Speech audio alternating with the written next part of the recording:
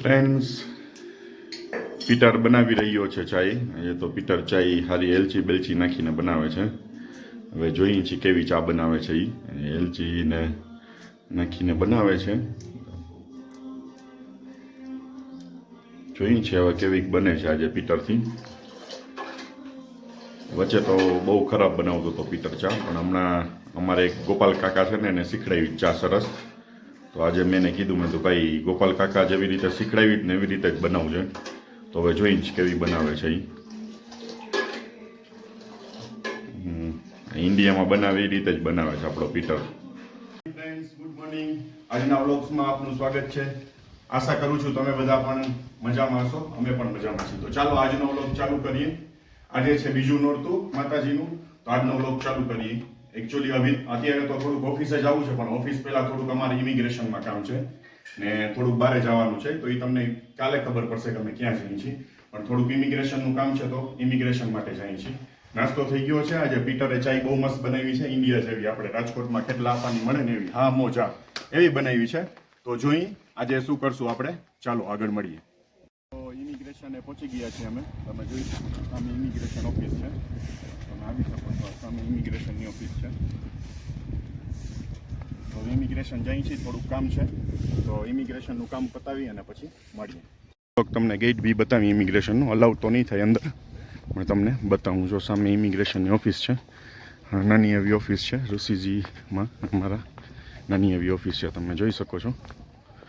અને સામે છે એ ફ્લેગ છે, અહીંનો ફ્લેગ છે રવાંડાનો. એકદમ ગ્રીનરી છે બધી બાજુ. વ્યૂ એકદમ ફાઇન છે. ફ્રેન્ડ્સ, તો અમે આવી ગયા છીએ ઓફિસે. ઇમિગ્રેશનનું કામ છે એ આજે પતી ગયું હતું. હવે ઓફિસે થોડું કામ હતું, બધું એ કમ્પ્લીટ કર્યું ને હવે થોડી વારમાં જમવા માટે જશું. તો તમને બતાવશું આજે જમવામાં શું છે, પીટરે શું બનાવ્યું છે જમવામાં. તો પછી આગળ આપણે કન્ટિન્યુ કરશું.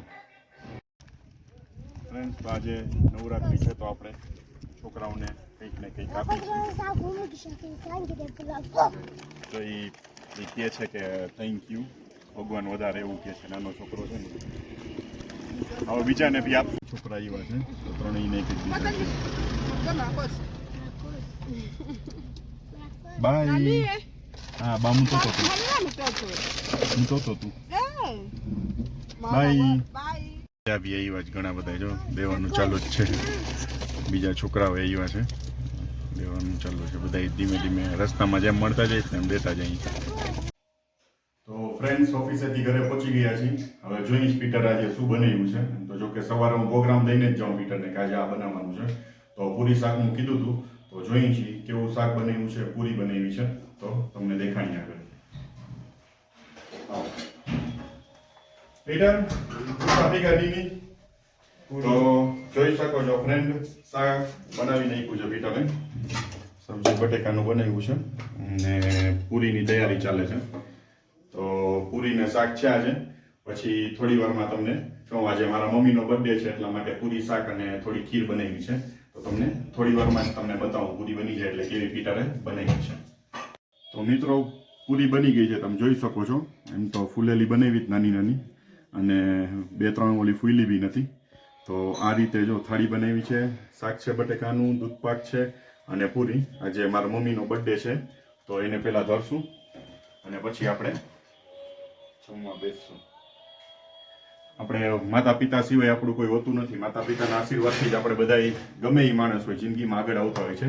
મારા મમ્મી અત્યારે હયાત નથી, પણ આપણે એના જન્મદિવસમાં એને યાદ કરી છીએ. તો આપણે કેમ ઘરે કંઈક આપણો બર્થડે હોય તો આપણે સ્વીટ બનાવતા હોઈએ છીએ. એવી જ રીતે આજે ખીર બનાવી હતી. તો પીટરને નથી આવડતી, પણ સવારે હું જ્યારે ઓફિસે જવાનું હતું ને પહેલાં બનાવી નથી હતો. તો મિત્રો, આજના વ્લોગમાં આટલું જ. અને ડેઈલી જોતા રહેજો અમારો વ્લોગ, સપોર્ટ કરતા રહેજો. તો આપણે મળશું ફરીથી એક નવા વ્લોગ સાથે. એ જ તમને જે રીતે કીધું એ રીતે આજે અમે ઇમિગ્રેશનમાં ગયા હતા, કાલે બારે જવાના છીએ. તો એ તમને કાલે ખ્યાલ પડશે કે અમે કાલે કઈ જગ્યાએ જઈ રહ્યા છીએ. તો આજે આટલું જ. જય બાલાજી. અને અમારી ચેનલમાં તમે નવા હો તો સબસ્ક્રાઇબ કરજો, લાઈક કરજો અને શેર કરજો. તો આવી જ રીતે મળતા રહેશું. બાય.